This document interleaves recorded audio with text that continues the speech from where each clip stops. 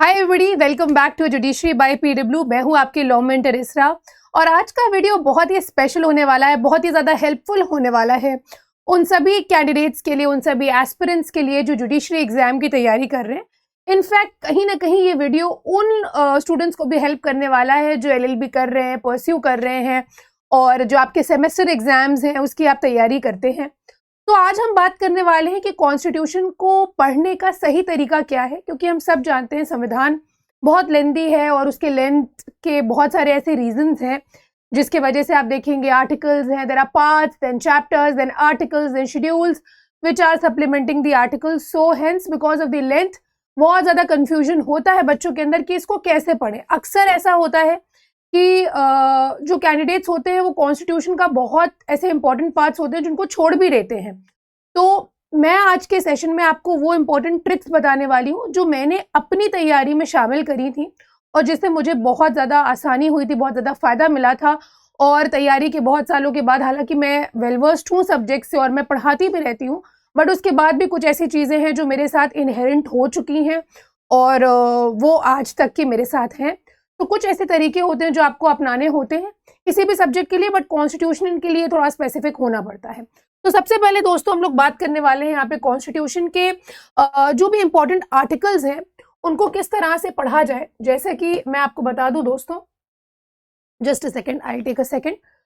तो बात करी जाए अगर पॉलिटी वर्सेस कॉन्स्टिट्यूशन की, चाहे आप स्टेट पीसीएस की तैयारी कर रहे हैं, चाहे आप हायर लेवल की तैयारी कर रहे हैं जैसे UPSC and other state services exam, central services exams की अगर आप तैयारी कर रहे हैं, तो आपको बहुत अच्छे से पता होगा कि there are certain constitutional provisions which are asked specifically in judiciary exams. But when we talk about polity, ये जो टॉपिक है ना पॉलिटी, ये चाहे आप डिफेंस की बात कर लीजिए, चाहे आप क्लैट की बात कर लीजिए, चाहे आप जुडिशरी की बात कर लीजिए, चाहे आप पीसीएस की बात कर लीजिए, चाहे आप हायर एग्जाम्स की बात कर लीजिए, हायर कॉम्पिटिटिव एग्जाम्स XYZ, किसी भी एग्जाम को देख लीजिए, नीचे से लेकर के ऊपर तक की पॉलिटी आपकी ज़रूर पूछी जाती है। अब पॉलिटी में क्या है, पार्लियामेंट के बारे में पूछ लेंगे, जो लोकसभा राज्यसभा की सीट्स हैं उनके बारे में पूछ लेंगे, स्पीकर का रोल क्या होता है इसके बारे में पूछ लेंगे कि जॉइंट सिटिंग को कौन बुलाता है, कौन प्रेसाइड करता है, ये सब पॉलिटी का पार्ट है। जब हम कॉन्स्टिट्यूशन की बात करते हैं तो कॉन्स्टिट्यूशन से रिलेटेड जो मेंस के क्वेश्चंस बनते हैं, जो प्रीलिम्स के क्वेश्चन बनते हैं, जैसे इन्होंने क्या किया, आर्टिकल 16 पे इन्होंने केस लॉ पूछ लिया, इन्होंने चंपाकम दुरायराजन का केस पूछ लिया, इन्होंने कुछ और इन डेप्थ टेक्निकलिटीज में जाके जब चीजें पूछते हैं तो वो आपके जुडिशरी पॉइंट ऑफ व्यू से इंपॉर्टेंट होती हैं। बट जब हम पॉलिटी की बात करते हैं तो polity irrespective of the exam you are preparing, you have to know about polity, वो चीजें आपसे जरूर पूछी जाती हैं। हालांकि बहुत ज्यादा डिफरेंस नहीं है, polity is also a part of the constitution, but polity में जो पॉलिटिकल स्ट्रक्चर है वो आपसे पूछ लेंगे and various other things. But constitution में जहाँ पे मेन्स आंसर राइटिंग की बात आती है तो आपको फंडामेंटल राइट्स और कुछ इंपॉर्टेंट पार्ट्स हैं जिनके ऊपर ज्यादा फोकस करना होता है। आगे बढ़ते, इसके अलावा दोस्तों अब कॉन्स्टिट्यूशन की जब हम बात करते हैं तो मैं आपको एक बात बता दूं कि प्रीलिम्स, मेंस और इंटरव्यू हर स्टेज पे डिफरेंट टाइप ऑफ क्वेश्चंस जो है वो फ्रेम हो सकते हैं। जैसे प्रीलिम्स के स्टेज पे आप देखेंगे जीके में अगर क्वेश्चन फ्रेम हो रहा है, या लॉ के पेपर में भी जुडिशरी से अगर हम लिमिटेड रहें तो प्रीलिम्स के स्टेज पे आप देखेंगे कि बहुत सारे ऐसे डिफरेंट क्वेश्चंस बनते हैं जो इजी लेवल के भी होंगे, मॉडरेट लेवल के भी होंगे, डिफिकल्ट लेवल के भी होंगे, या स्ट्रेट डायरेक्ट क्वेश्चंस होंगे जिनके ऊपर आपको इतना ज्यादा कॉन्सेप्चुअल क्लैरिटी की रिक्वायरमेंट नहीं है। लेकिन जब हम मेंस की बात करते हैं दोस्तों तो वहां पे आपको एवोल्यूशन पता होना चाहिए, एसेंस, ओरिजिन पता होना चाहिए। जैसे अगर जुडिशियल रिव्यू है, इसका ओरिजिन आपको पता होना चाहिए, इसका मतलब आपको पता होना चाहिए, आर्टिकल 13 के चारों क्लॉजेस आपको पता होना चाहिए, तभी एक आंसर आप लिख पाओगे। वहीं पे इंटरव्यू में क्या करेंगे, करंट इवेंट से लिंक करके आपसे पूछ लेंगे। तो हर स्टेज डिफर करेगा, ये आपके ऊपर है, आप कितने पके हो अपनी तैयारी में, जो आप समझ पा रहे हो कि हमें ये जो, जैसे फॉर एग्जाम्पल आप न्यूज़पेपर पढ़ रहे हो तो अगर कोई आर्टिकल आया है तो वो आपके ऊपर है, आपको ये देखना है, यू हैव टू जज कि ये जो आर्टिकल है ये मेरे एग्जाम पॉइंट ऑफ व्यू से कहीं पे इंपॉर्टेंट हो रहा है किसी भी स्टेज पे। अगर हो रहा है तो हम पढ़ेंगे, अगर नहीं हो रहा है तो हम उसको अवॉइड कर सकते हैं, या I can proceed without reading it. तो हर स्टेज फिर डिफरेंट टाइप ऑफ क्वेश्चंस जो है वो फ्रेम होते हैं। It is up to you, you have to prepare accordingly. अब बात करेंगे जैसे कि हर एक लॉ का सब्जेक्ट होता है दोस्तों, बेयर एक्ट का रोल जो है वो बहुत ज़्यादा होता है इम्पॉर्टेंट। तो सिमिलरली जो आपके पॉलिटी के क्वेश्चन है, जो जीके में क्वेश्चंस पूछे जाते हैं आपसे फंडामेंटल राइट से रिलेटेड, रिवीजन देखिए आपको बेयर एक्ट से ही करना है।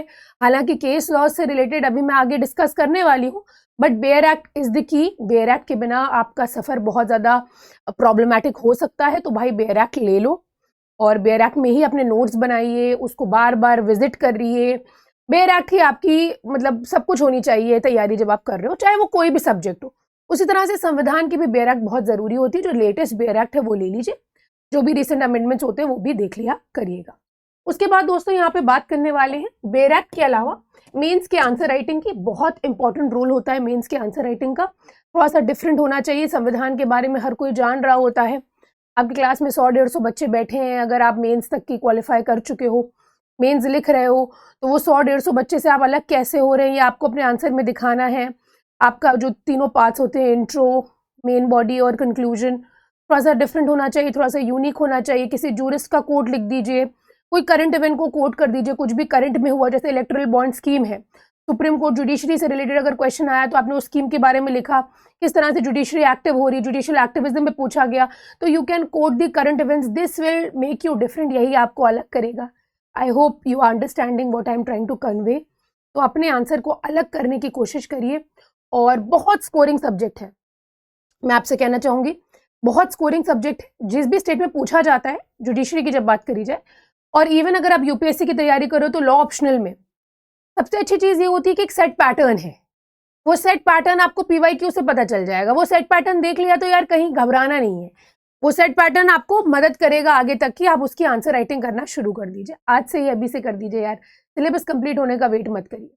उसके अलावा मेंस आंसर राइटिंग के अलावा जो सबसे इंपॉर्टेंट चीज़ होती है केसेस की, landmark cases, Kesavananda Bharati case, IC Golaknath case, SR Bommai case, Shah Bano case, all these are landmark cases that are old cases. New cases पे भी ध्यान रखना है, केस पुट्टस्वामी केस, आपका अनुबारनवाल का केस, जितने भी रिसेंट केसेस आ रहे हैं, आपका AMU का जो वर्डिक्ट रहा है, प्राइवेट प्रॉपर्टी के एलिनेशन से रिलेटेड जो नया जजमेंट आया है, all these are current cases. You have to prepare, you have to make. देखिए होता क्या है, बहुत सारे ऐसे टॉपर्स हमें मिले जिन्होंने फुल फ्लेज मतलब 4-5 साल तैयारी हुई, 3 साल 4 साल तैयारी करी, पूरा आंसर लिखने का तरीका, वो जो आंसर राइटिंग शैली जो जिसको कहते हैं उत्तर लेखन शैली अपनी डेवलप करी। और कुछ थे ऐसे रैंडम साइंस बैकग्राउंड से आए, एग्जाम क्रैक करके निकल गए। मैं बिहार PCSJ का इंटरव्यू ले ली थी, वहाँ पे मैंने देखा यार इस तरह के कैंडिडेट हैं। तो मतलब immense respect for them, for those who are preparing for a long time, and although also immense respect for those who are just coming and cracking it। क्यों? क्योंकि टेक्निक है। They know what the examiner is wanting। वो जान रहे examiner क्या पूछ रहा है, वो जान रहे हैं सोशल मीडिया पे क्या चल रहा है, सोशल इवेंट्स को किस तरह से हमें कोट करना है, अपने आंसर को हमें किस तरह से लिखना है, केसेस को किस तरह से कोट करना है। जब वो ये केसेस पढ़ते हैं तो भी उनको पता है कि इसको हम अपने एग्जाम में कहाँ पे शामिल करेंगे। हम फालतू में कोई चीज़ नहीं पढ़ेंगे, अपना टाइम नहीं बर्बाद करेंगे। 6 महीने तैयारी कर रहे हैं कि आपको 5 ईयर प्लान बनाना है, ये आपके ऊपर है। तो केसेस का बहुत इंपॉर्टेंट रोल रहेगा। इसके अलावा कोशिश ये करिएगा कि अपनी बेयर एक्ट की जब भी रिवीजन करिए, जब भी पढ़िए कॉन्स्टिट्यूशन का, तो जिस तरह से डिवाइड एंड रूल किया ना ब्रिटिशर्स ने, उसी तरह से डिवाइड एंड रीड करिए, पार्ट वाइज कर लीजिए। जैसे फंडामेंटल राइट्स वाला जो पार्ट है वो थोड़ा टाइम लेगा आपका, उसके ऊपर ज़्यादा समय दीजिए। केसेस के ऊपर ज़्यादा फोकस करिए। जैसे आप आर्टिकल 16 में एक लिस्ट ऑफ केसेस है, वो सब कुछ आपको पढ़ना होगा, तो केसेस के ऊपर ज़्यादा फोकस करिए और डिवाइड करिए, पार्ट वाइज डिवाइड कर लीजिए। एंड के पार्ट्स पे इतना ज़्यादा समय देना पड़ेगा नहीं आपको, जो स्टार्टिंग के पार्ट्स है उनके ऊपर ज़्यादा टाइम देना पड़ेगा। तो पॉलिटी क्योंकि पार्ट 5 पार्ट 6 में ज़्यादा मिलेगी आपको, जहाँ पे पार्लियामेंट और स्टेट लेजिस्लेचर्स के बारे में दिया है, तो वो ज़रूर पढ़िए और डिवाइड करिए अपने सब्जेक्ट को। सारे सब्जेक्ट्स में ये एप्लीकेबल है, सिर्फ संविधान में नहीं। तो डिवाइड एंड रीड। उसके अलावा दोस्तों जितने भी अमेंडमेंट्स हैं, जितने भी बिल्स हैं, उनके ऊपर आपको प्रॉपर आपके नोट्स होने चाहिए। कोई अमेंडमेंट जो पास हुआ या कोई बिल जो पार्लियामेंट में इंट्रोड्यूस किया गया है रिगार्डिंग कॉन्स्टिट्यूशनल अमेंडमेंट, ये आपके लिए ऑटोमेटिकली इंपॉर्टेंट हो जाता है। करंट के लिए भी, लॉ के लिए भी, प्रीलिम्स के लिए भी, हर स्टेज के लिए यह चीज़ इंपॉर्टेंट है। तो इसके ऊपर आपको बहुत ही अच्छे से पकड़ बना के रखनी है। साथ ही साथ मैं क्या करती थी मैं आपको बताऊं, एक A4 शीट ले लिया, and I just use to scribble, मैं सारे आर्टिकल स्क्रिबल करती थी। मतलब मैंने आर्टिकल नंबर 1 से लेकर के मुझे जितना भी आर्टिकल्स आ रहे हैं 52 तक के आ रहे हैं, 51A तक के आ रहे हैं, जितने भी आ रहे हैं मैं जब स्क्रिबल करती थी। तो आप कोशिश ये करिए कि जो भी आप पढ़ रहे हो, जो भी आप लर्न कर रहे हो ना, उसको लिखो।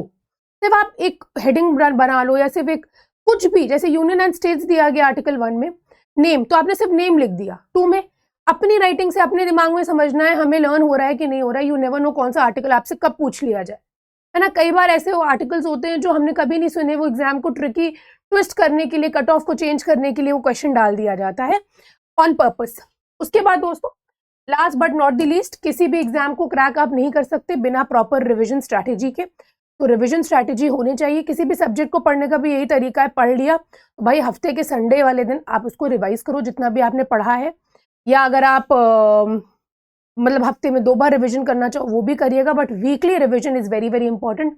ऐसा नहीं कि पढ़ के छोड़ दिया क्योंकि वो दिमाग में रिटेन नहीं होगा। Specially constitution, you will have to read the BER Act at least 4 to 5 times before giving any state judiciary exam, mind you guys। तो प्रॉपर रिवीजन स्ट्रैटेजी होनी चाहिए। इसके अलावा दोस्तों मैं आपको एक चीज जरूर बताना चाहूंगी कि यहाँ पे आप देखेंगे दोस्तों, जुडिशरी वाला के प्लेटफॉर्म पे मैंने कॉन्स्टिट्यूशन ऑफ इंडिया के सभी इंपॉर्टेंट पार्ट्स को, यानी कि करीबन आपको 20 से 25 लेक्चर्स मिलेंगे। फंडामेंटल राइट्स को तो हम लोग ने एकदम चूरा चूरा करके पढ़ा है, तो आप चाहें तो रेफर कर सकते हैं इन केसेस को, इन लेक्चर्स को। बहुत इंपॉर्टेंट लेक्चर्स रहेंगे आपकी तैयारी के लिए। और अगर आप LLB की भी तैयारी कर रहे हो ना, तो आपके लिए भी ये बहुत फ्रूटफुल होगा। मतलब you will get to know many things, बहुत कुछ आपको जानने को मिलेगा।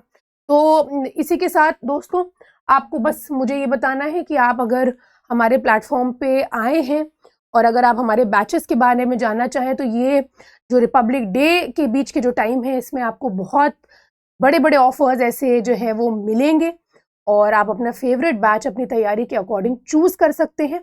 और भारी मात्रा में डिस्काउंट सभी बैचेस पे है दोस्तों।